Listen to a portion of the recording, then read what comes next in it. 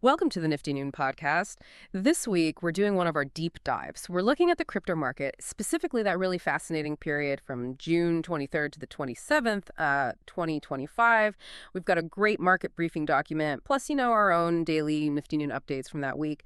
And our mission really is to unpack what happened. You had these geopolitical shocks, but also these major steps in mainstream finance getting involved. We want to pull out the surprising bits, the key insights you really need to understand what's actually going on. Yeah, absolutely. And that week, it was such a clear example of crypto's, well, its resilience, but also how it's constantly evolving. We saw definitely significant volatility. Global events drove that, no question. But, and this is key, we also saw this undeniable momentum, towards broader adoption, clearer rules. It's kind of a messy picture sometimes, so we're going to try and connect those dots for you, show how these different things actually link up. Okay, sounds good. Let's jump into it then. Monday, June 23rd. The week really kicked off with a jolt, didn't it? Markets went down sharply. What was the star there? Yeah. Our market briefing described it as a violent sell-off right at the start of the week. The trigger seems to have been the news about U.S. military strikes on Iran's nuclear facilities. And then on top of that, fears that Iran might block the Strait of Hormuz. That combination really spooked the markets. Bitcoin immediately tumbled below that psychological $100,000 level.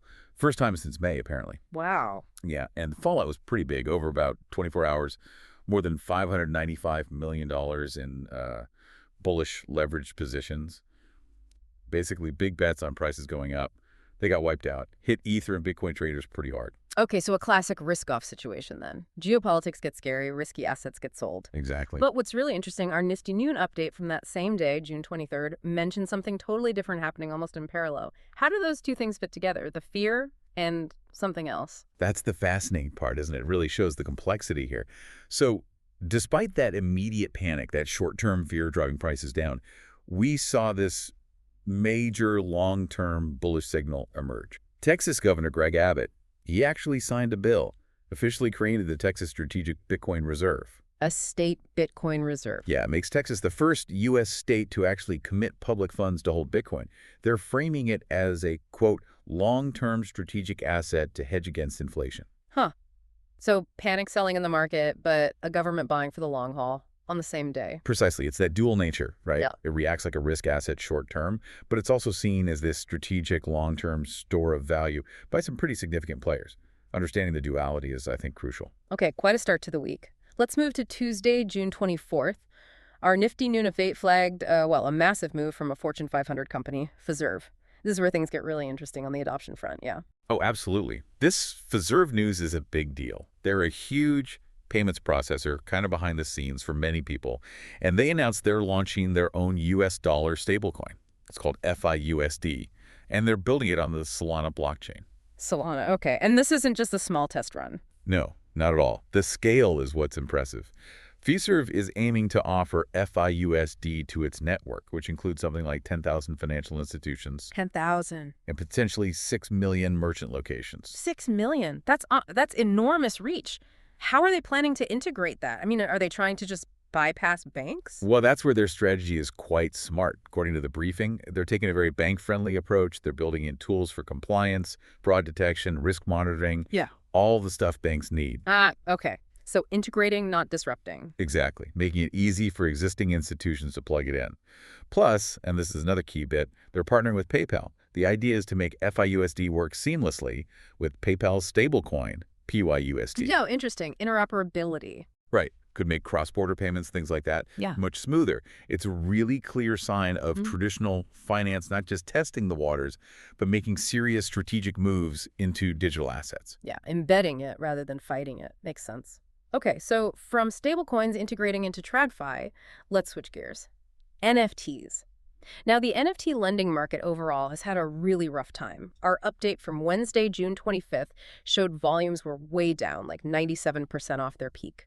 But amidst that downturn, one platform seems to be absolutely crushing it. Yeah, that's Connie DI. It's quite the story. And this contracting market, GONDI, has surged. They went from just like 1% of the market share in late 2023 Yeah. to now holding a dominant 54% share.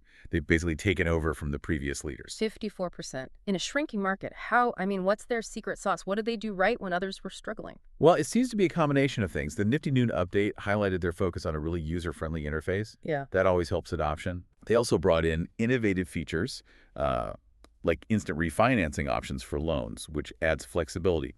And crucially, they seem to have strategically focused on higher value collateral, things like CryptoPunks, other generative art pieces. Right, not just any old NFT. Exactly. Maybe less focus on some of the lower value profile picture collections that flooded the market earlier. And they've expanded too. It's not just lending anymore. They've integrated an NFT marketplace right alongside the lending tools. So it's become more of a, quote, full stack liquidity solution. Like a one-stop shop for high-value NFT holders. Kind of, yeah. It shows a maturation, maybe, moving towards more complete platforms that offer real utility within that specific niche. Interesting. Okay, let's move to Thursday, June 26th. This one felt like it could be a real game changer, potentially, for homeownership. Our Nifty Noon update reported on the Federal Housing Finance Agency, the FHFA. They issued a directive, something about crypto and mortgages. Yes, this is potentially huge. The FHFA basically told Fannie Mae and Freddie Mac, the big mortgage giants, that they need to figure out how crypto investments could be considered when assessing risk for single-family home loans. So does that mean you could actually use your Bitcoin to help qualify for a mortgage? Potentially, yes. That seems to be the implication. Use their crypto investments to qualify for home loans, is how the update put it. Now, the directive does stress that Fannie and Freddie need to design safeguards. They have to account for crypto's volatility, obviously. Obviously, yeah, especially after Monday. Right. So it's cautious, but it's definitely a progressive step. Integrating crypto into the bedrock of American home lending, that's significant. It really is. And it seems to align with that stated goal from President Trump about making the U.S. the, quote, crypto capital of the world. Did we see other signs of institutional or corporate adoption around this time, reinforcing that trend? We did. The market briefing really highlighted this growing wave. Beyond the Texas news we talked about, you had Cardone Capital adding about 1,000 BTC to their treasury. Metaplanet, that Japanese company, bought another 11,111 BTC. They have over 11,000 now. Wow. Even a Norwegian deep-sea mining firm, Green Minerals, announced they're adopting a Bitcoin treasury strategy, targeting like $1.2 billion in BTC. A mining company. Interesting. Yeah, and it wasn't just Bitcoin. The briefing mentioned Solana also continuing to see public companies accumulating SOL as a treasury asset. So it's definitely a trend. Corporations and even states now looking at crypto for serious treasury management, not just speculation. Okay, so a really packed week. Let's wrap up with Friday, June 27th. Our Nifty Noon update spotlighted Kraken, the exchange. They launched something ambitious, didn't they? Krak, an all-in-one money app. That's right, Krak. And it seems like a major strategic pivot for them, moving way beyond just being a crypto exchange. This app is built for global peer-to-peer payments, instantly sending and receiving money. And it supports, get this, over 300 different cryptocurrencies, stablecoins, and fiat currencies. 300, wow. Across 110 countries with minimal cost. That's the pitch. So they're going head-to-head with PayPal, Venmo, Cash App. Directly. That seems to be the explicit goal. They're positioning it to compete with those established fintech players. And they have plans for more too. Physical and virtual cards, loan services. They're even apparently eyeing an IPO in 2026. So a full financial services play powered by crypto rails. Looks like it. A really ambitious expansion. And of course, all this innovation, adoption, it's happening while the regulatory picture is still being painted, often with conflicting brushes, right? Especially in the U.S. Oh, absolutely. The regulatory piece is crucial and still very much in flux. The market briefing noted some positive signals.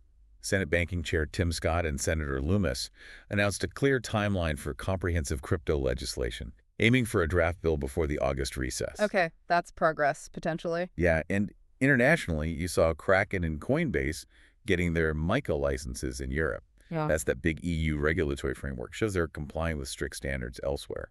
But it's not all one direction.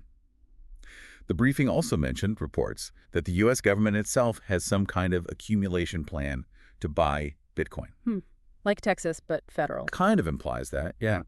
But at the same time, you had Congressman Adam Schiff introducing a bill specifically to, quote, crack down on Trump's corrupt crypto scheme. So you've got these very different, sometimes politically charged viewpoints clashing. Mm-hmm. It just highlights how complex it is to get coherent regulation, both domestically and globally. Definitely. What a week, really. You start with a market crash driven by global fear, and you end with potential crypto-backed mortgages, major companies launching stablecoins, states buying Bitcoin, and apps aiming to rewire global payments. It's quite the contrast. It really underscores that dual nature we talked about. The market briefing summed it up nicely. Despite recent geopolitical shocks, the crypto market demonstrates strong underlying bullish momentum. And the drivers are clear from that week. Increasing institutional adoption, like Fiserv, like Texas, like all those companies buying BTC and SOL. Then there's the regulatory progress, even if it's messy. And just ongoing innovation in areas like DeFi and NFTs, like we saw with GONDI. So, pulling it all together, what's the key takeaway for someone listening, trying to make sense of this rapid evolution? I think the biggest takeaway is that the convergence, the merging of traditional finance and crypto, it's not just happening, it's accelerating. Stable coins like FIUSD and Bitcoin are clearly playing central roles in that integration. They're becoming foundational pieces. And yes, volatility is still absolutely part of the story. We saw that starkly on Monday. You can't ignore it. But the longer-term trend, looking at all these different pieces from the week, points pretty strongly towards greater mainstream use, broader adoption, more utility for digital assets. So it really encourages you, I think, to look beyond just the daily price charts and see the bigger foundational shifts that are underway. These are structural changes. Yeah, looking at the plumbing being built, not just the waves on the surface. Exactly. Okay, powerful stuff. And maybe a final thought for everyone listening. As you consider all this, think about how these shifts might redefine more than just finance.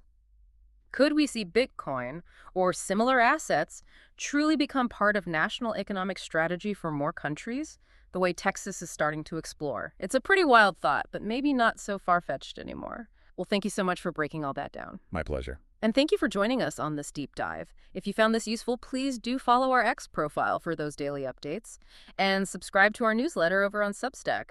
That's where we do more of these deep dives and share exclusive insights. We'll be back next time with another look at the information that really matters. Thanks for listening.